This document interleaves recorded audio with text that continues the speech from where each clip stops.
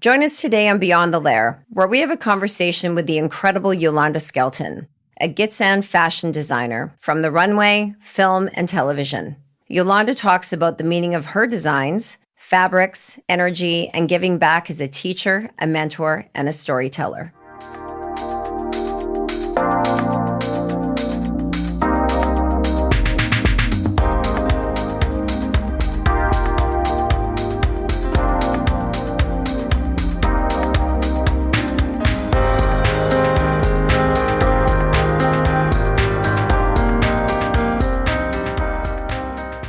Hello, welcome to Beyond the Lair. I am your co-host, Gina Jackson Montgomery. And I am Dean Montgomery.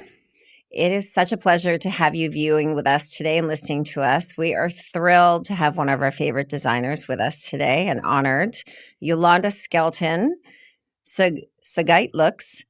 Oh, did I say it right? Sug-iit-looks. Yep. We're pleased to have Yolonda Skelton Sugiit Lukxs, which means when the whales crest, is a visionary fashion costume designer from the Gitxsan First Nations who works beautifully and intertwines her cultural heritage with contemporary aesthetics. Yolonda's deep connection with her roots is taught her by her late maternal grandmother, Lily Jackson, nice last name, by the way, is evident in each and every one of her designs and creations. Her innate ability to fuse the old and the new has made her a trailblazer in the industry, captivating many audiences worldwide with her unique style. Yolonda's designs tell stories of her ancestors, invoking a sense of pride and reverence for the Gitxsan culture. She honors the traditions passed down through generations while embracing the ever-evolving world of fashion. Yolonda's acclaimed designs have been graced on runways of prestigious fashion shows, attracting a loyal following. She consistently pushes the boundaries of what is possible, challenging conventional fashion and redefining what it means to be an Indigenous designer. Welcome, Yolonda. Thank you. I'm so excited to be here today.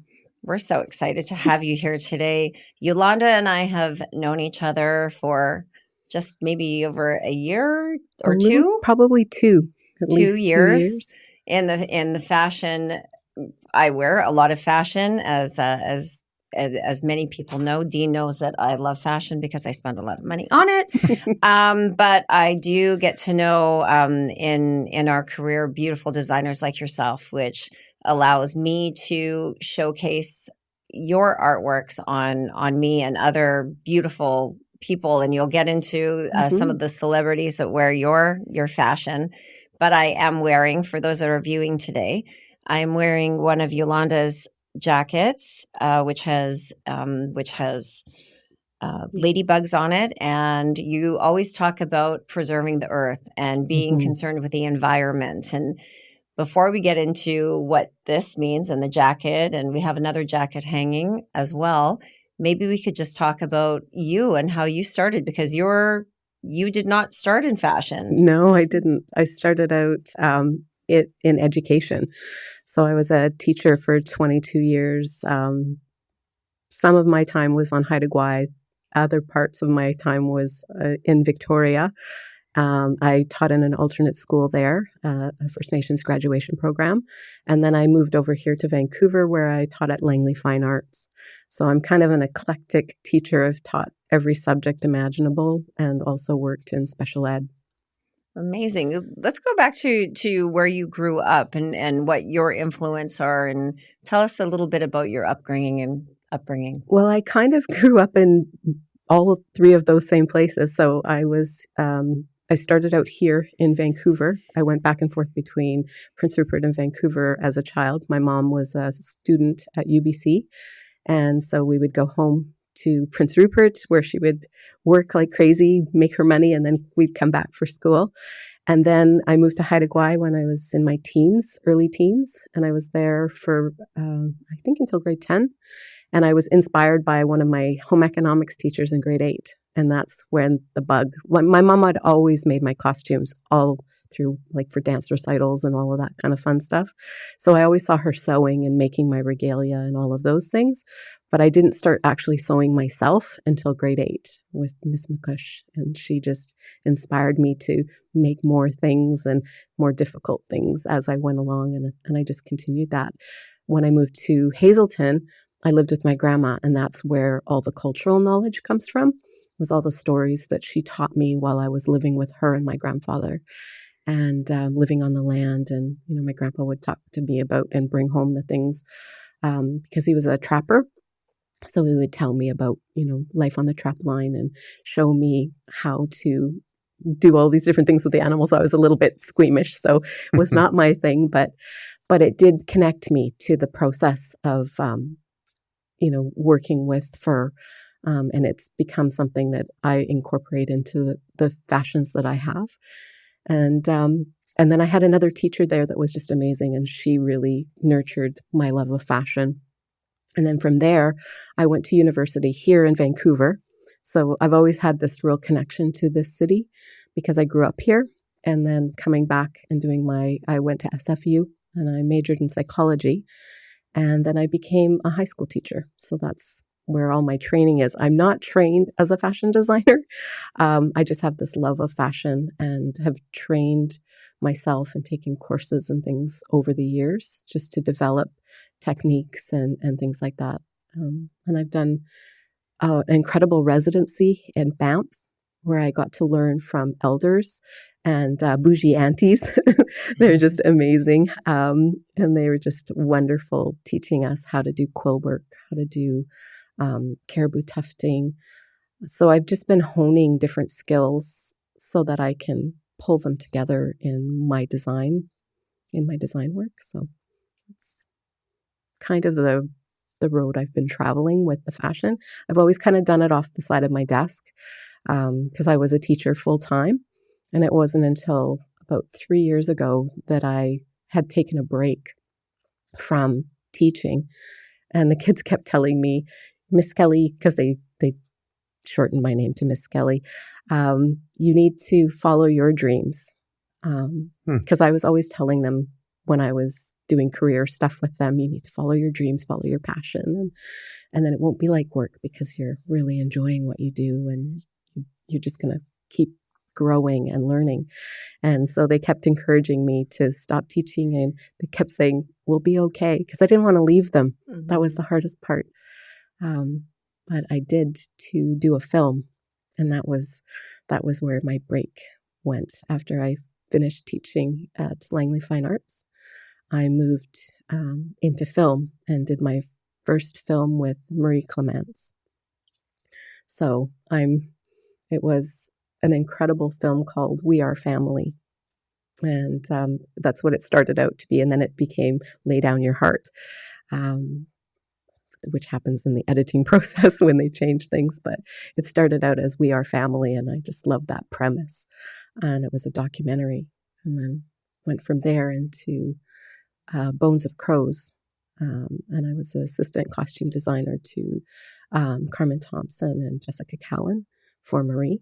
And incredible. So they're just amazing, amazing humans. And they really taught me, how to take my skills in fashion and then utilize them in the process of developing character in the film. So it was lovely getting to know all the fashion houses and all the costume houses and everything here out in Burnaby where I live, which was so wonderful. You must have thought of all the people, of all the designers in the world that I could be on this Bones of Crows. Yeah. It was like huge. Mm-hmm. My very first feature film was something so epic as a 5-part miniseries and feature film with one of the most amazing directors ever. So I was very lucky. I got to dress her. Wow. Which is how we got to know each other. So how did they find you? Do you know the story? I think she just saw my work because she had reached out the year before when she was doing Red Snow. And she's like, I'm going to the Leos. We're up for a possible award. Can you dress me?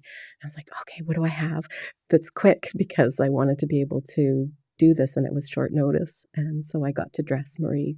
And that's when I met Asavak Kustachin, because he was on that film. And I got to work with him later with his mom, because I got to, who I also met on the film Bones of Crows, because she was friends with Marie and was in Bones of Crows. And then I ended up doing a film with her, 2 films with her, a documentary and a feature film.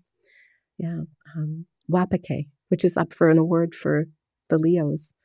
And so is Bones of Crows, which is so exciting. I'm so thrilled to know that our work is getting recognized. And the costume design specifically. And so I was part of that, and it was just really exciting. And I made several of the garments that are in it. And so my fashion is featured in it, as well as being the assistant and, doing the research and finding the clothes and all of the different things that you do when you're an assistant costume designer. And but then to see, in Bones of Crows, there's a coat that I'm wearing that one of the lead characters are wearing when they're in the Vatican. And it's so special to me because it's my coat, my own personal coat that I had created. And what was so beautiful when I was bringing clothes for the actor to try on, Gail Maurice, she's just an amazing human and an incredible filmmaker herself. And she put the coat on and she was just like, oh my God. It was so hot too. It was crazy hot. And she's putting on this coat. It's made out of Sherpa, but she could feel it. She could feel the energy, which is what is in my clothes, because they're more than just clothes. They have deep meaning. And that particular coat was important to me because it was, when you're out in the world, you don't always feel grounded. You don't always feel supported in your culture. And so sometimes you need a little bit of like a suit of armor. And so that's how I think of that coat. And what was so beautiful was to see it then in this pivotal moment in the film. And so it's like wrapped around you like this armor that grounds. So yeah, it's pretty cool. Do you miss teaching? I do. I do. I find ways, though I'm part of, so that I can still keep teaching. I was telling Dean about it, where different teachers from different schools, from my old school, Langley Fine Arts, they will contact me because I was doing workshops and things within the school system. That was part of my role in the school, was to go into different classrooms and teach, as well as my own caseload. And so I still have teachers that contact me, and I've gone back several times to do talks in their classes, whether it's an English class or a young kids class doing courthouse doll making. So I've found ways to stay connected. I'm also part of a group called Girls Who Leap, and it's working with the school, and it's really Britannia is the school, and I work with Mitra. And Jolene, who is part of Vancouver Indigenous Fashion Week, she connected me with Mitra. So as part of VIFW, I did my own collection, but I also worked with the youth, and we made shawls. So what's beautiful about Girls Who Leap is it's very inclusive to all nations, all peoples, just everybody. And what's so beautiful about it is that even if they didn't have their own crest, we had crests for them that they could use to create their shawl. And then they made it, from who they were, whatever territory they came from. And it was just this beautiful, inclusive thing that we did. And then we walked it on the runway. And I was so busy helping the kids. I had set aside some material. I was going to make a blanket for myself so we could walk together. And I didn't have time. And so I just went, okay, it's important to get all the kids done. They made me one, and they made me one with the rainbow. It was a rainbow butterfly.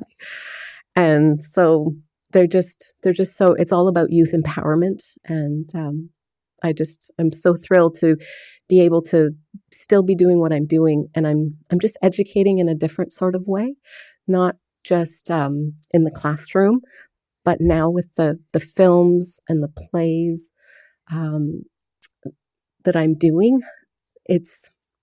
it's moving out, it's rippling out to a greater audience.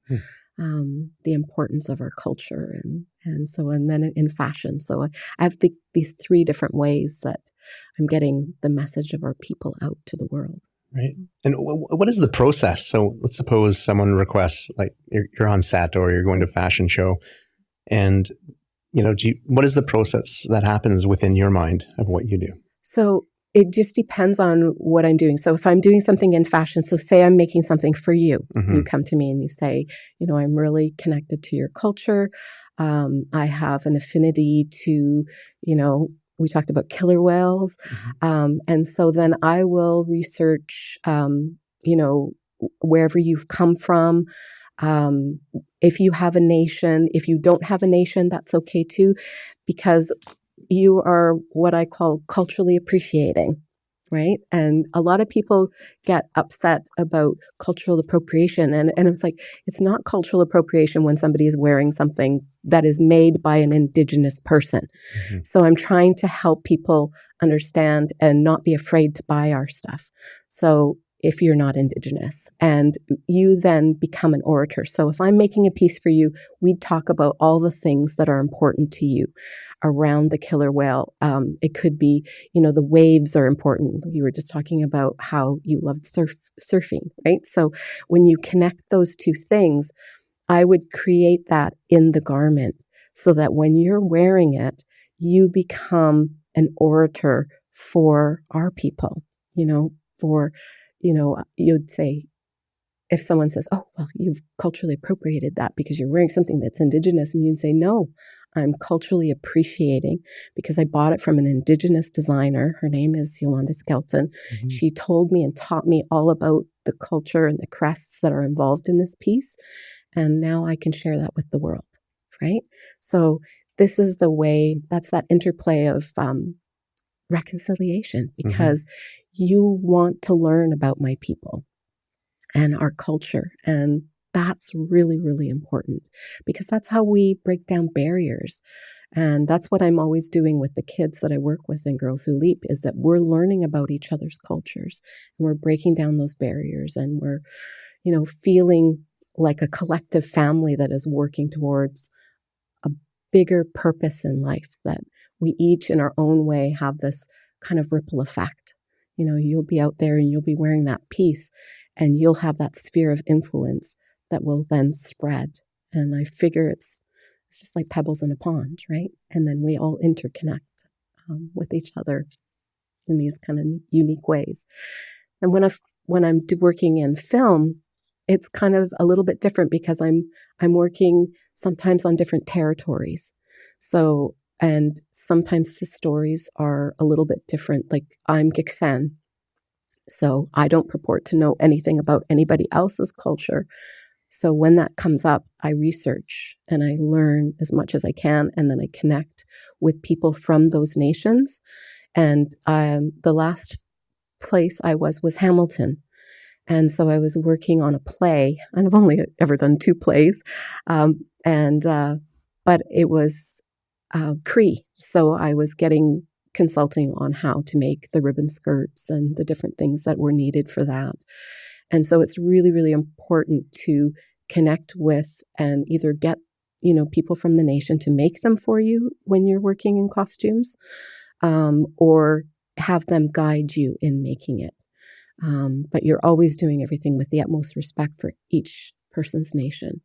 And that's really important, especially in costumes, because it's not costumes, it's regalia in a lot of sense. And so when I'm there, I'm explaining that.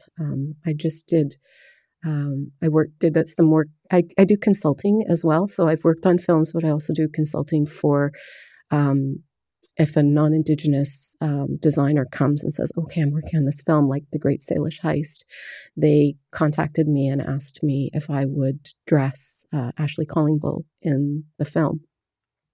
And so I pulled out all these different outfits and I tried to figure out what was going to work. And she looked beautiful. And so it was so nice to see that, see her. I went to her film because it was just here in town at the film festival. The Vancouver International Film Festival.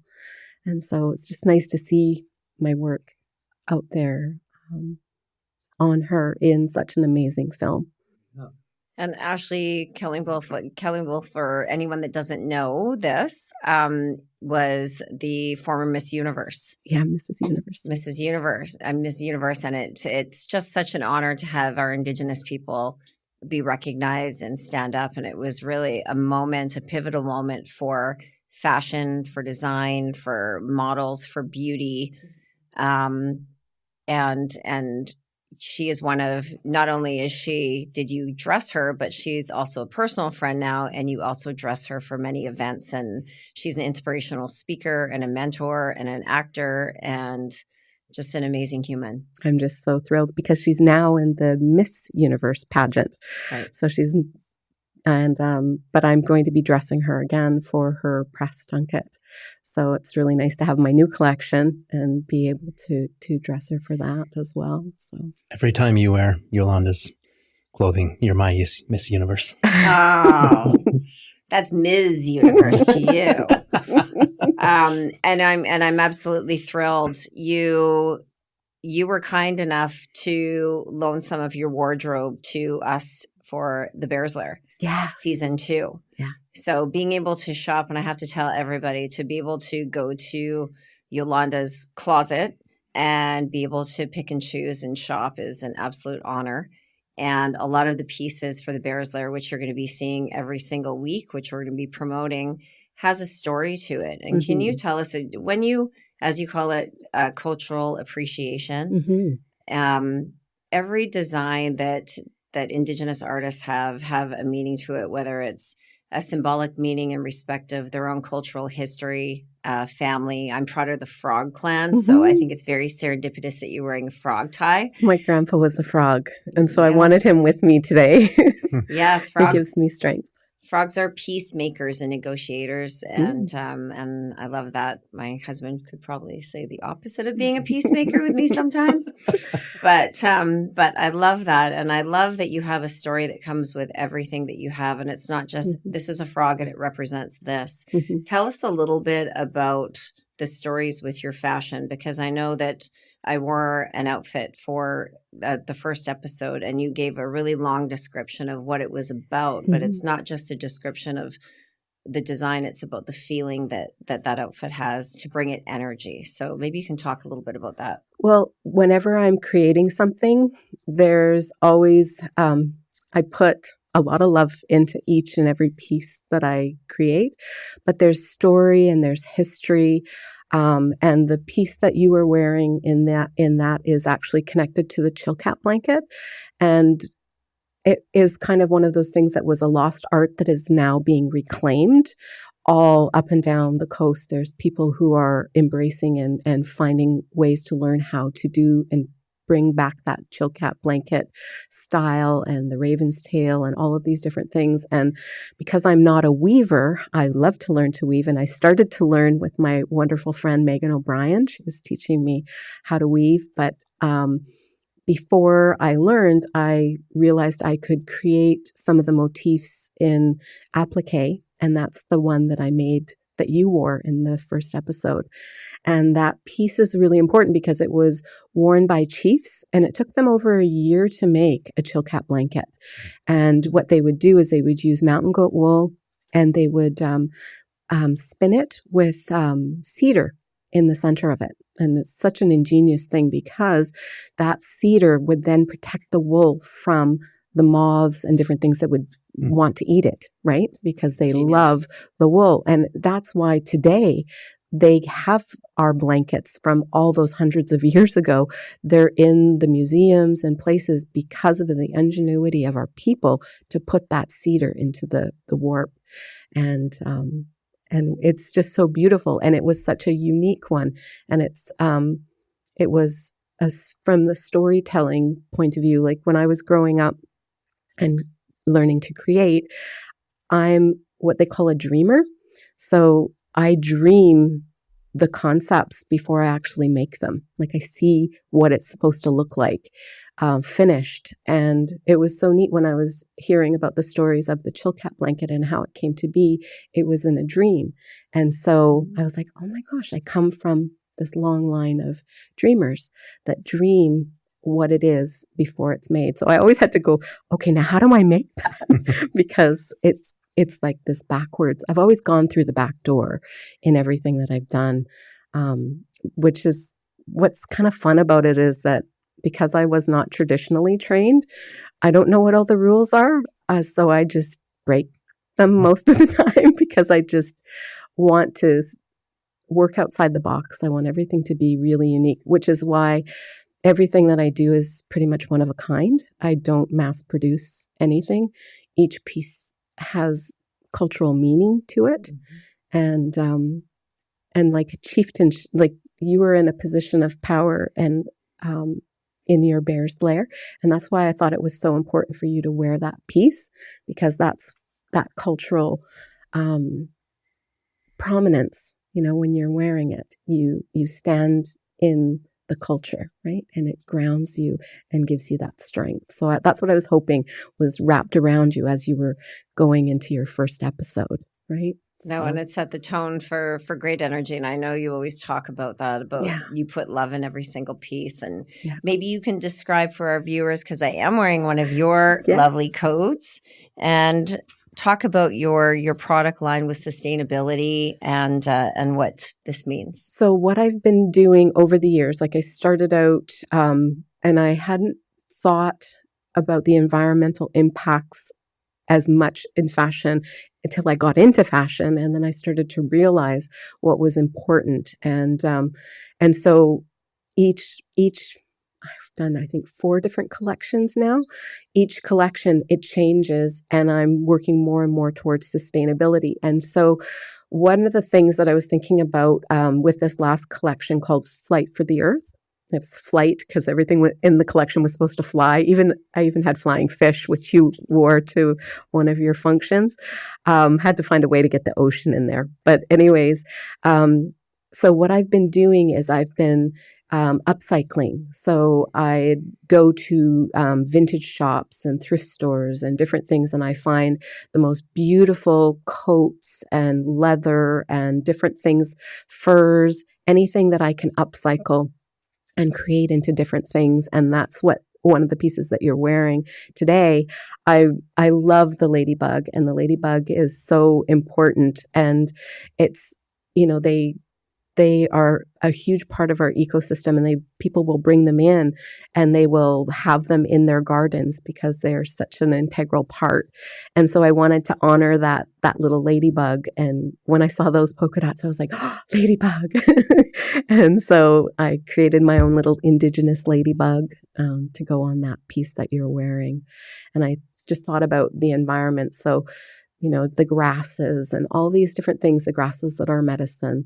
So I always try to weave those different things into the pieces. So then when you're wearing it, that energy from those animals is in you because I don't know, it's like almost like osmosis, that the characters and the presence and the qualities of those animals. That's why it's important when you're wearing it that you stand in that power of that animal when you're wearing it and you honor them.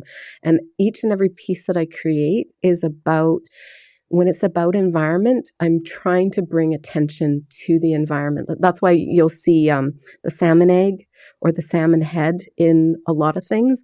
That's always bringing attention to the water because I'm a water protector. But I do it in a subtle way, in a way that, you know, brings attention to it every single collection so that it's always in people's minds to protect the water, whether it is the rivers that needed to be protected because that's, you know, where the fish go up to spawn, to protect those different areas.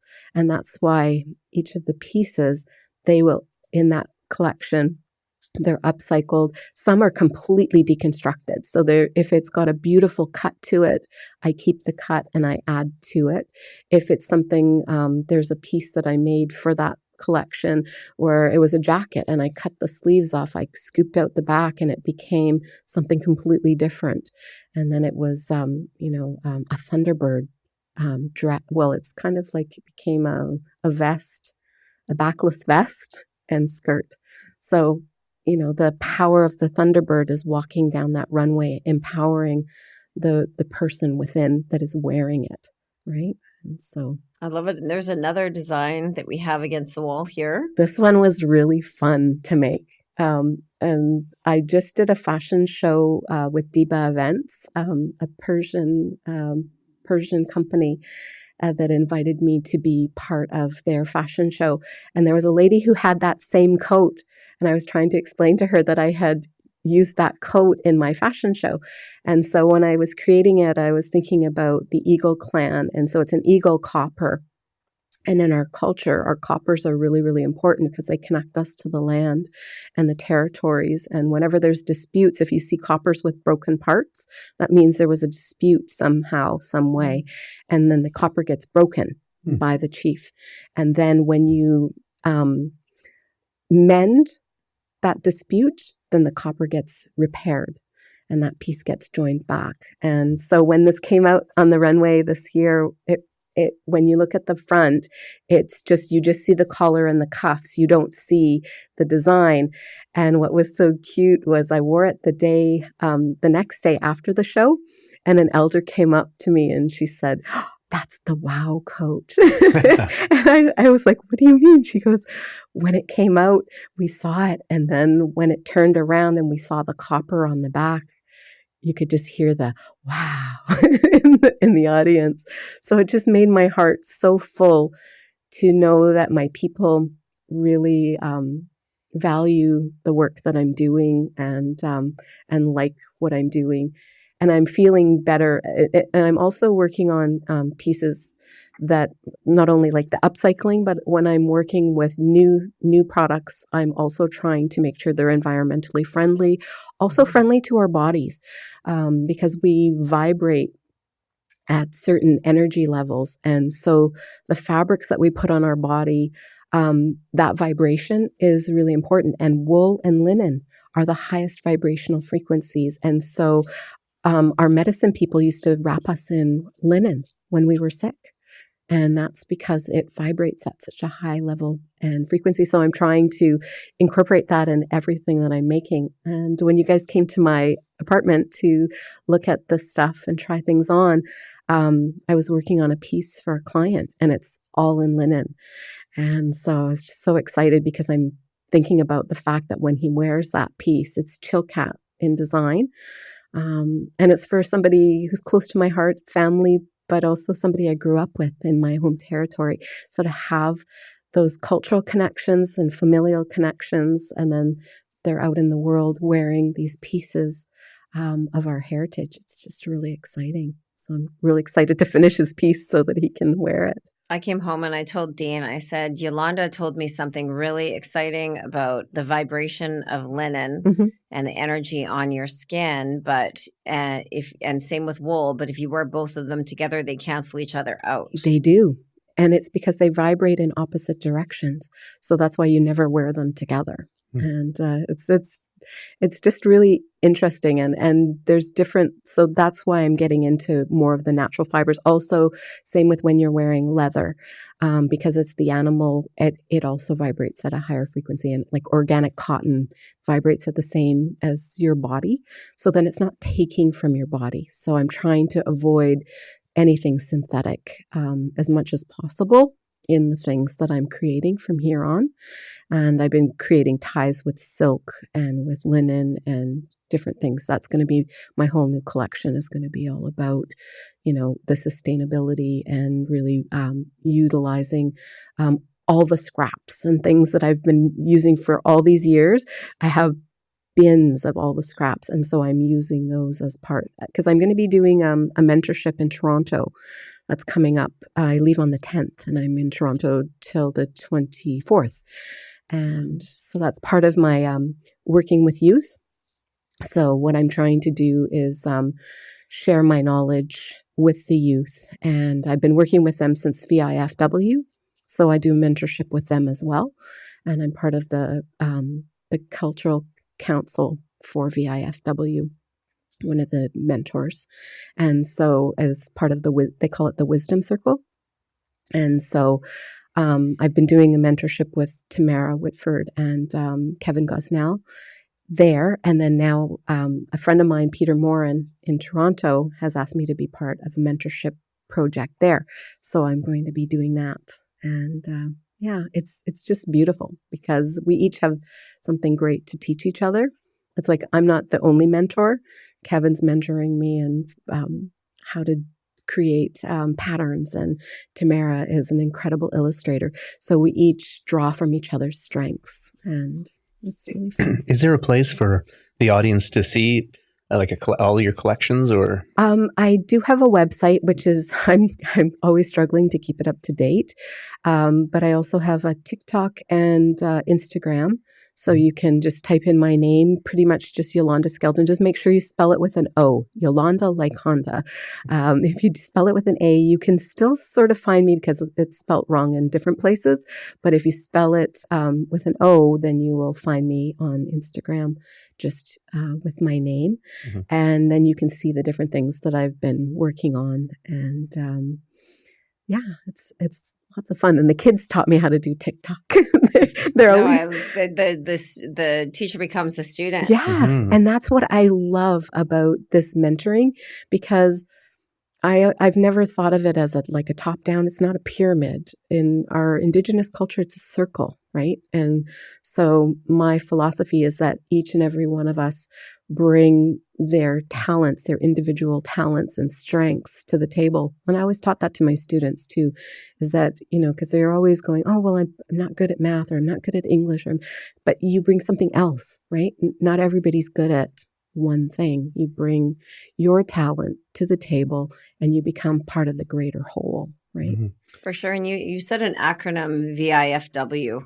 Vancouver Indigenous Fashion Week. That's right. Yes, and so if anybody wants to participate and seeing some of the lead fashion designers, because mm-hmm. Not just local. No, they're international.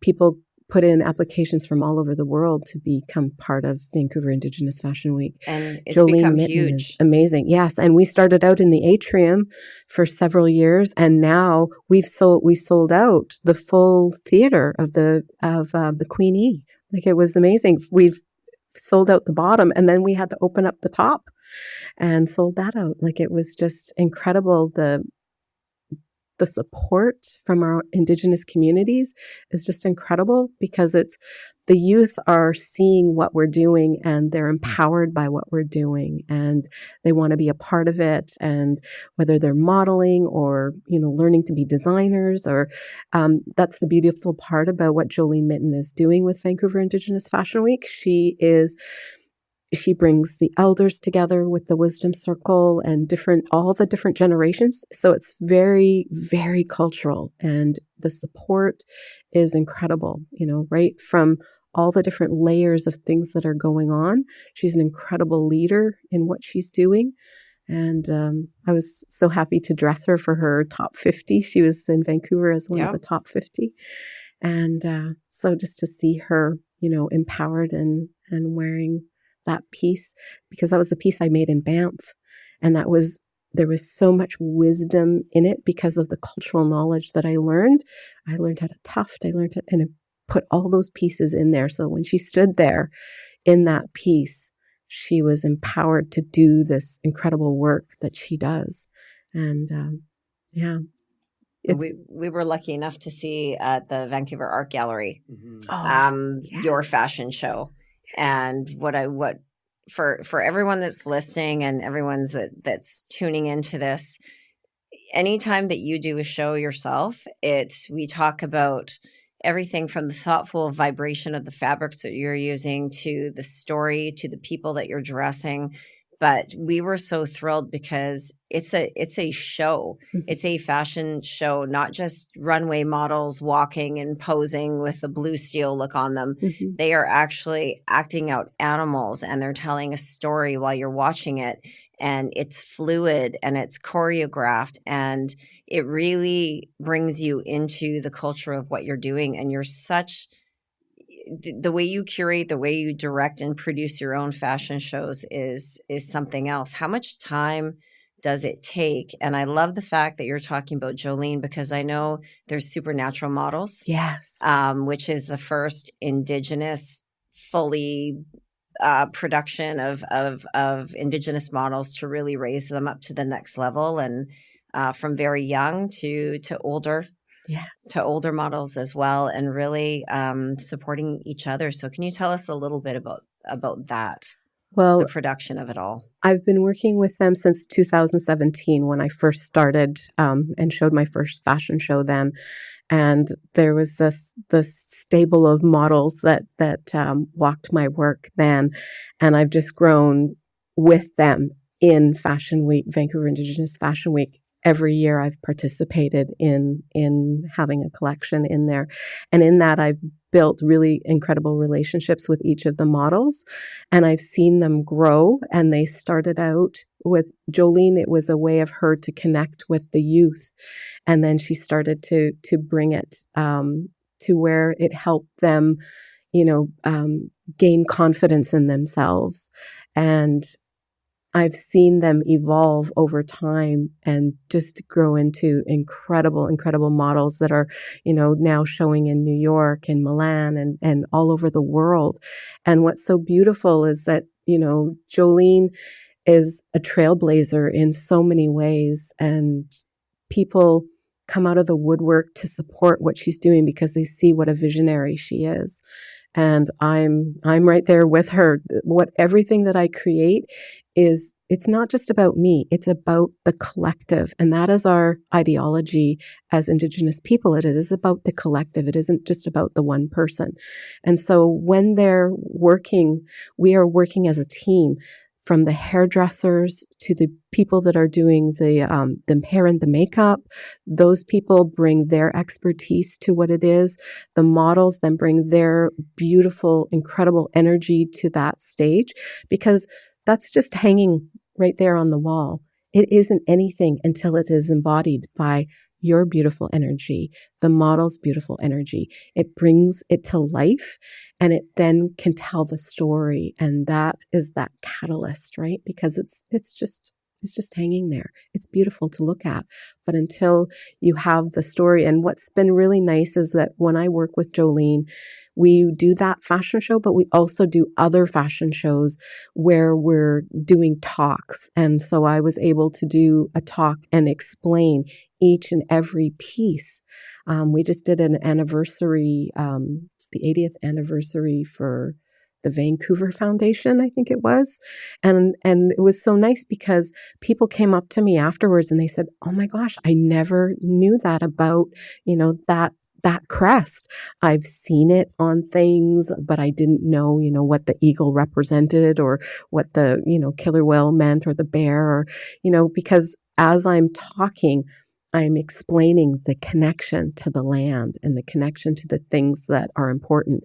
And what's beautiful about the process when somebody comes and commissions something from me is I help them with that connection to the land, because when you wear something of the land, you're connected to the land, you want to protect the land.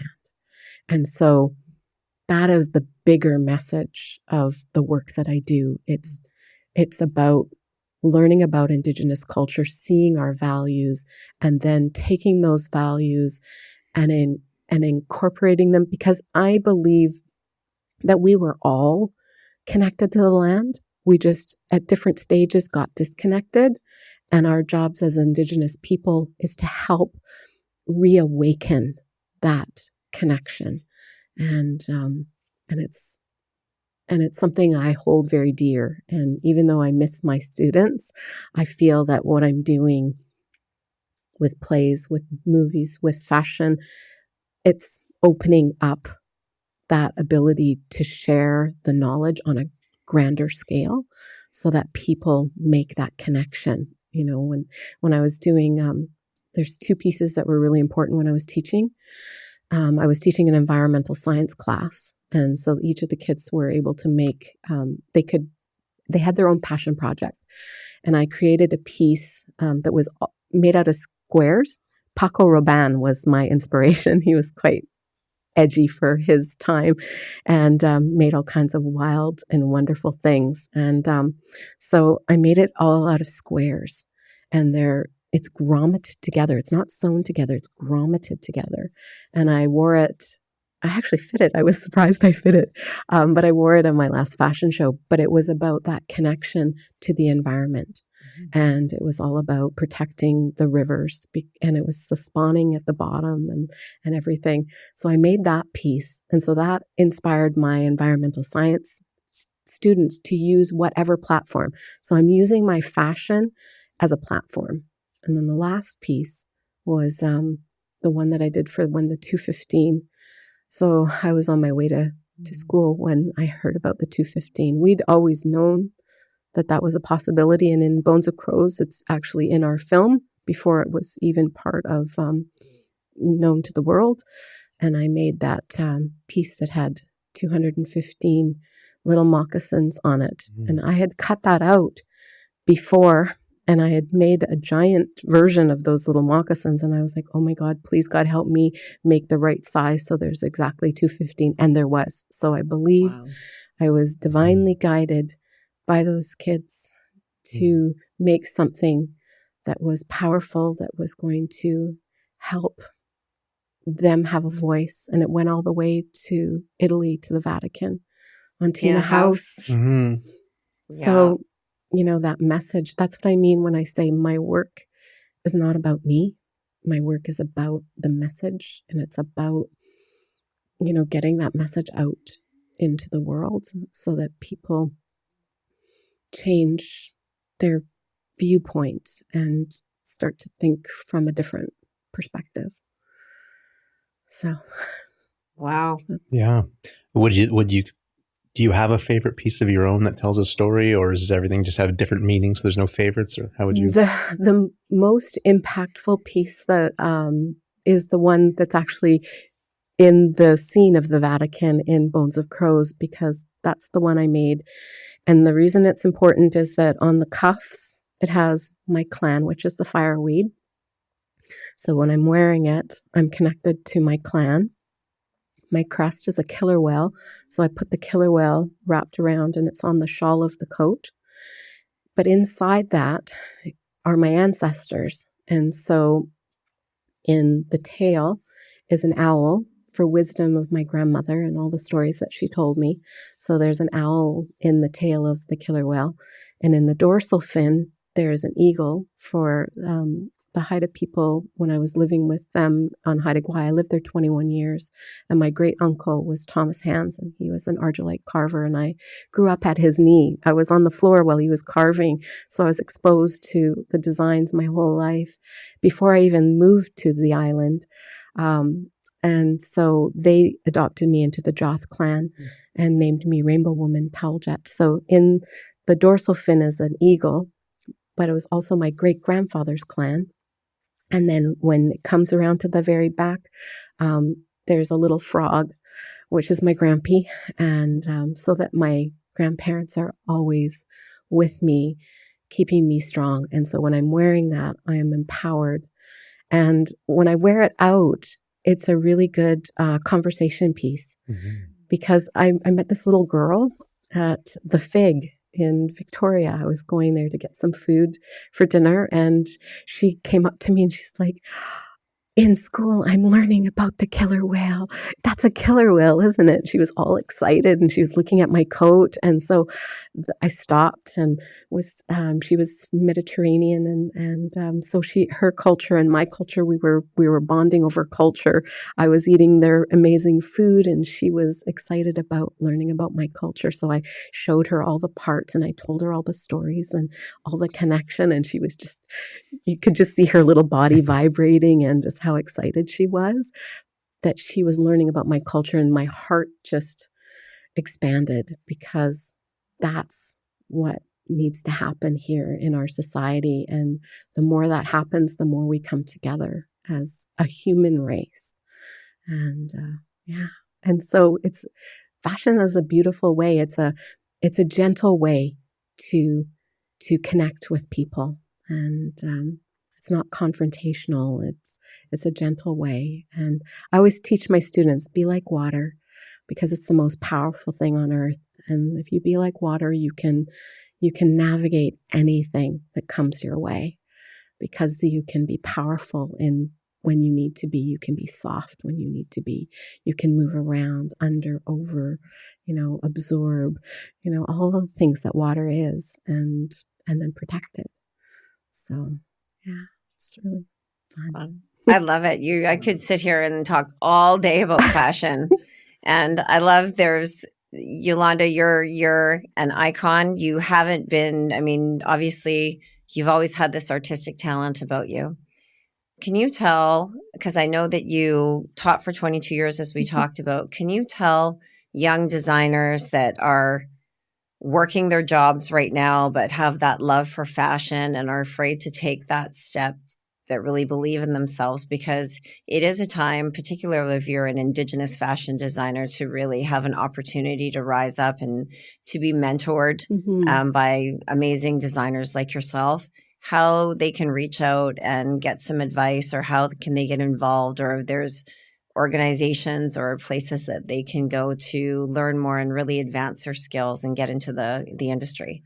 Well, my door is always open. I'm on all these different platforms, and I've had multiple students reach out to me, whether they're doing their thesis. I was just helping with a lady who's doing her thesis and on digital knitting. And so I just always tell them, my door is open. If there's something that's important to you, you want me. And then there's another girl in France. I met her when I was in Italy at a conference on cultural appropriation.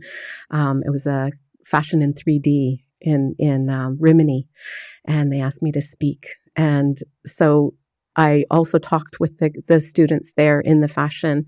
And then they actually wore my clothes. We did a whole fashion show. It was wonderful. But then she reached out to me and she says, I'm doing my master's, and can you answer some questions? And so those are different things that I do.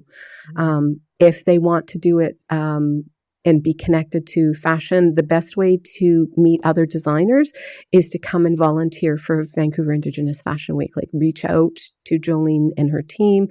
And if you're interested, there's all kinds of different jobs. That's how I met Kevin, and that's how I met Tamara. And they're both Indigenous people who are very interested in fashion, and, and believe that you can do it. Like I was teaching because I was like, okay, can I make a living at this? I was really, really scared to just stop teaching and then do what I'm doing, because I wasn't sure I was going to be able to make a living at it. But one of the things that I learned was that I needed to take leaps of faith, and that was what I was meant to do. If it's what I'm meant to do, the doors will open. The opportunities will be there. And I always want kids to take those leaps of faith, like follow your passion to the highest that you can. And sometimes, yes, you have to feed yourself and you have to do these other things, but don't give up on your dream. Like, hold tight with that dream, because dreams become reality. And I'm living proof that, I can do this in my 50s. I taking that leap, I took early retirement, and now I am, living the dream that I wanted to live my whole life. I wanted to be an artist. I didn't know the artist I would become would be a fashion designer artist, but, I'm living that. But make sure you take time off, which I'm slowly learning to do, because you don't want your passion to become a job in the sense that it's not fulfilling you. You want it to always be that passionate spark that it was. And that's why I think I like what I'm doing now, that it's not like you are the only person in the world that has that on at this moment in time. And when I'm making something for somebody, it's unique to them. So I always, in a world where you're trying to fit in, I always wanted to stand out and be different, because I didn't want to be a follower. I wanted to be a leader, in the sense that I want people to be able to be who they are authentically, not carbon copies and following like sheep. I want them to be individuals. And that's what I'm trying to foster in the mentorships that I'm doing. And so when you come to places like Vancouver Indigenous Fashion Week, that's what they're doing, is they're fostering your passion, whether it's in, the media, whether it's in fashion design, whether it's in modeling, there's so many different things that you can do there. And each of those different people in those different places, they're fostering the passions of these young people. And you're helping your community. And it's such a beautiful community. We all the elders, we get together, we smudge, we talk, we do, it's this huge family that Jolene has created. And that's what I love about, the models, the model families, the film families, the play families that I've been a part of. It's so special. I'm going to be doing a play, in London, Ontario, coming up in when is it? February of next year. And it's a reboot of a play that I did in Winnipeg a year ago. They're redoing it, The Secret to Good Tea, Rosanna Deerchild, and, Renai Morso was my director. So I have these different pockets of knowledge that I'm able to share with different schools. So schools can reach out. I've done that with schools for helping and coming in and doing talks, whether it's about fashion, whether it's about plays, whether it's about movies. So there's all these different places. I'm trying to think of other places, but I just want kids not to, think that it's impossible. Like, dream big, shoot big. Great advice. Well, I love that. And I think that's a great way to end the conversation, because it really is dream big, and there are different possibilities. And when is the next Vancouver Fashion Week? That's in November, from the 20th to the 23rd.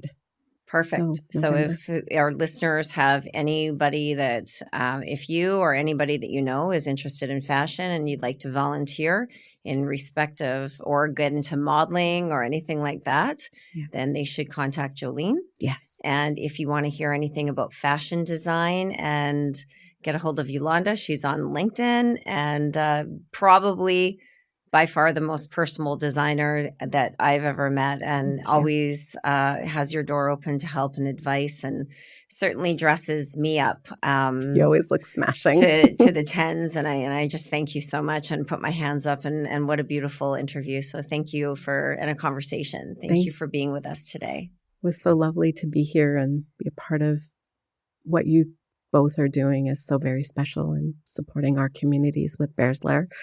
And so I was just really honored to be a part of that and be able to dress you. And check out every single week, because Yolanda's outfits are not just on me. They're on Tabitha Bull, and we've got some great, she's got some great pieces, and we'll be telling the story every single week about what they mean. So thank you for tuning in, everybody. And thank you, Yolanda. Thank you. Thanks for listening to Beyond the Lair. Please follow us, download this episode, and follow us on social media on Instagram, Facebook, LinkedIn, and TikTok.